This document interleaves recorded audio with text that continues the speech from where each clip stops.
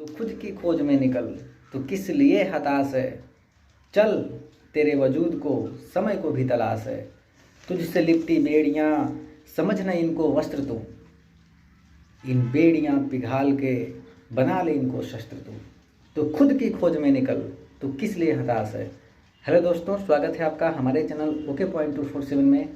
तो एक मेरे यूजर्स हैं मैकेनिकल एक्सपेरिमेंट बाई पाठक।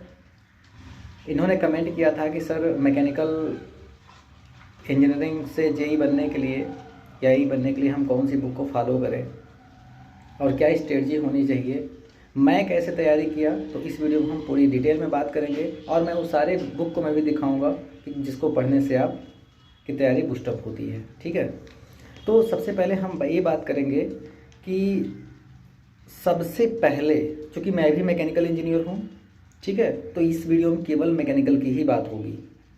सबसे पहले आपको क्या करना है कि मैकेनिकल का सिलेबस उसे नोट डाउन करना है। प्रिंट आउट नहीं निकालना है। सब लोग प्रिंट आउट निकाल के रखे रहते हैं। प्रिंट आउट नहीं निकालना है, अपने हाथों से उसको लिखना है, अच्छे से लिखना है और उसको बार बार रिवाइज करना है। जब आपको टाइम मिले, जब आप खाना बना रहे हो या फिर कहीं टहल रहे हो, मतलब छत पे टहल रहे हो, आप उसको देखते रहो ताकि आपका एक ऑरा क्लियर हो जाए, आपका एक डायमेंशंस क्लियर हो जाए कि हमें क्या पढ़ना है, क्यों पढ़ना है, कहाँ कहाँ से पढ़ना है, कितना पढ़ना है, कौन से पार्ट को छोड़ना है, कौन से पार्ट को नहीं छोड़ना है, किस सब्जेक्ट को ज़्यादा ध्यान देना है, किस सब्जेक्ट को कम ध्यान देना है। ये आपको सिलेबस में पता चलेगा और आपका प्रीवियस ईयर क्वेश्चन को जब लगाएंगे तो आपको ट्रेंड एनालिसिस के बाद ही आपको पता चलेगा।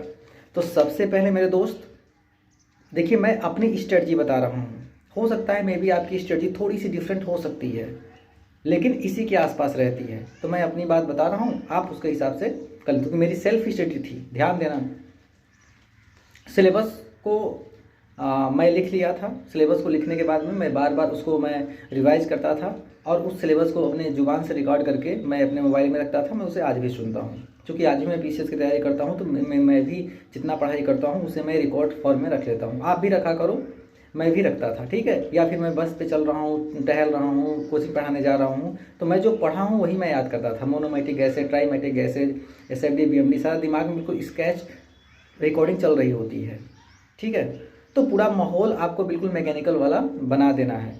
कैसे?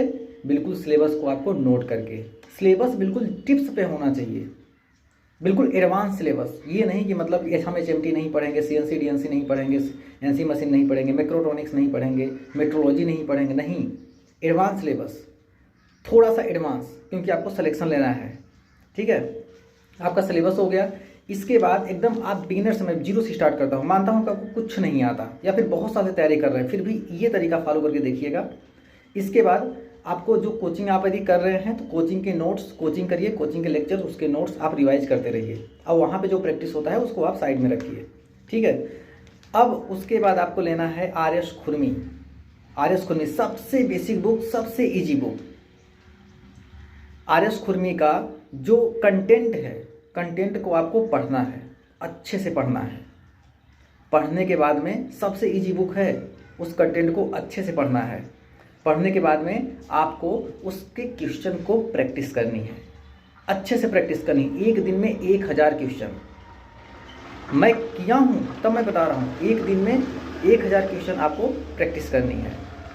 उसके बाद मैं क्या करता था कि यदि एक दिन में 1000 क्वेश्चन प्रैक्टिस कर रहा हूँ तो आर.एस. खुरमी कुल 5000 क्वेश्चन है, 5000 प्लस है। इसका मतलब कि 5 और 6 दिन में मैं कंटेंट भी पढ़ लूँगा और मैं उसको पूरी आर.एस. खुरमी की बुक भी मैं ख़त्म कर दूँगा। आसान है। देखिए, आप एसएससी जेईई देते हैं, एक क्वेश्चन को सॉल्व करने के लिए कितने समय मिलते हैं? 30 सेकेंड, 40 सेकेंड। तो 5-6 घंटा में आप 1000 क्वेश्चन सॉल्व कर लेंगे आर.एस. खुरमी का। इसमें कोई इशू वाली बात नहीं है। तो कम से कम 20 से 25 बार आर.एस. खुरमी हमने पढ़ रखा था। उसके क्वेश्चन को प्रैक्टिस बिल्कुल दिमाग में छपा हुआ था।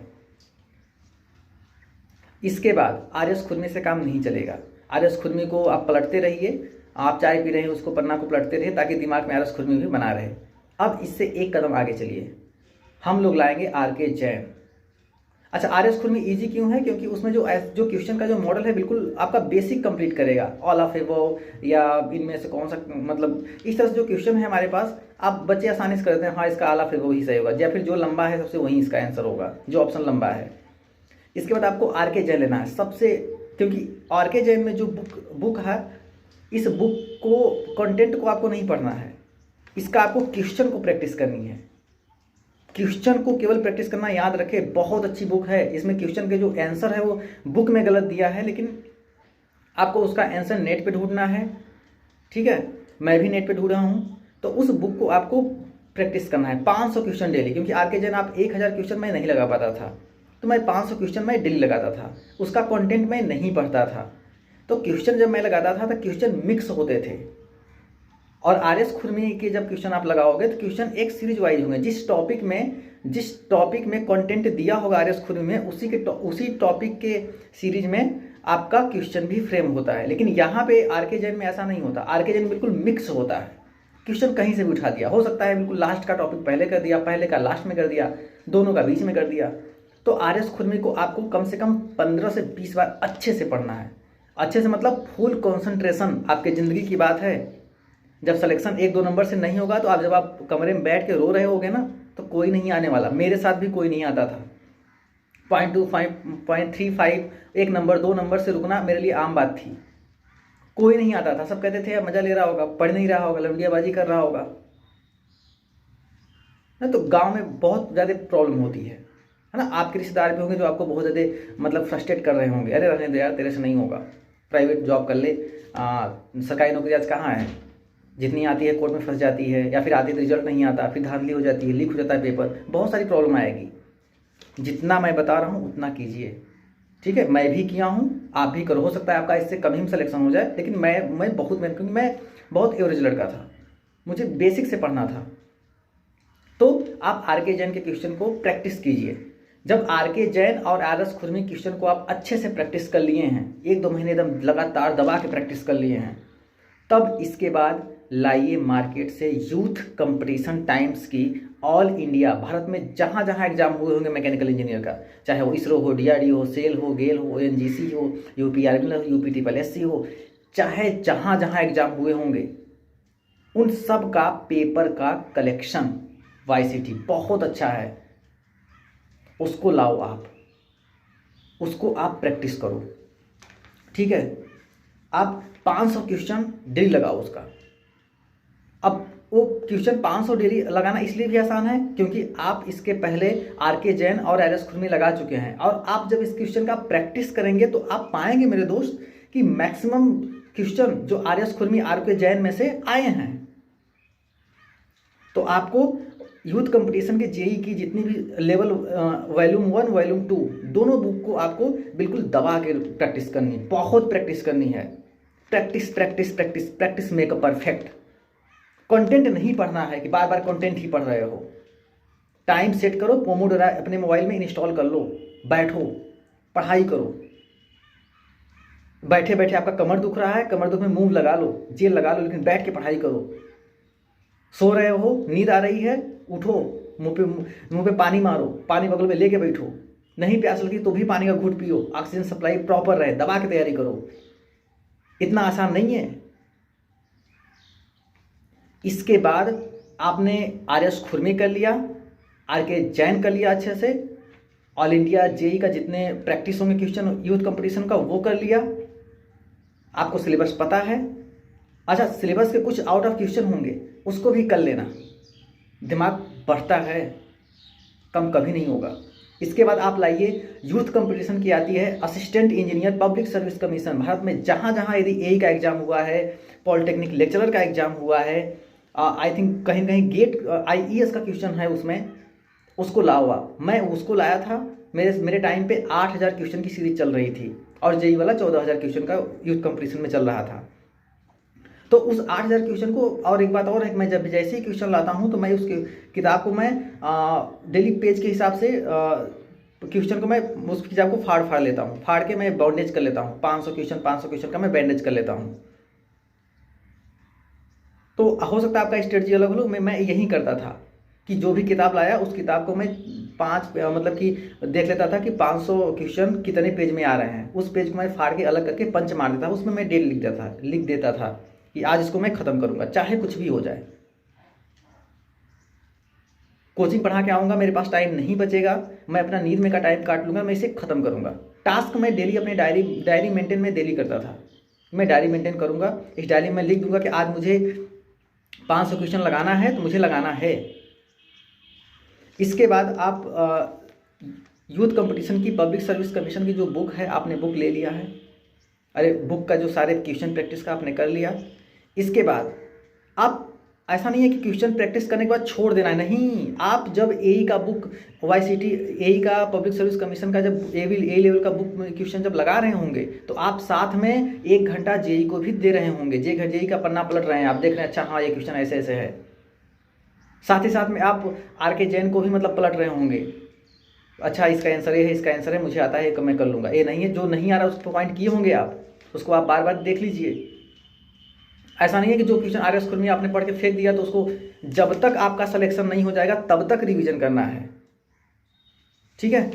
इसके बाद आपको क्या करना है, अब आपने बेसिक भी कर लिया, टफनेस लेवल भी कर लिया जेई का। अच्छा हाँ, और एक बात और है कि एई में आप कहोगे सर एई का तैयारी क्यों बता रहे हैं आप, एई का बुक क्यों बता रहे हैं, ये तो गलत है, मैं तो डिप्लोमा हूँ। भाई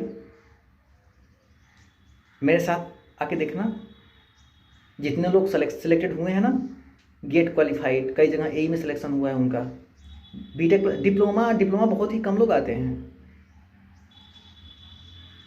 इसलिए आपको अपनी तैयारी लेवल हाई करनी है। जैसे होता है ना कि यदि आपको 500 मीटर की दौड़ की तैयारी करनी है, कितना दौड़ते हो, 500 मीटर नहीं, जाके वहाँ पे कम हो जाएगा, 2000 मीटर की तैयारी करो। 2000 मीटर दौड़ोगे तब जाके 500 मीटर आपकी निकलेगा। इसके बाद मैं बात करूँगा कि सबसे अब एडवांस लेवल मैंने क्या किया था। इतना करने के बाद में मैंने क्या किया था कि